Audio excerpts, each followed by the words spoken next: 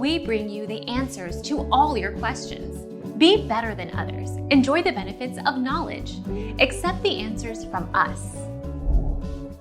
Stomach noises during pregnancy are not a sign of any problem, especially during the third trimester.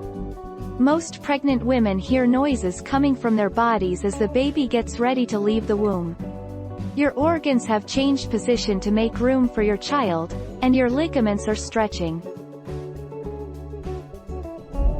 Our mission is to provide accurate answers. We think without knowledge, it is impossible to live a balanced life.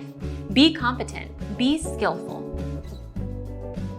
Thank you for watching. Don't forget to subscribe and hit the bell notification.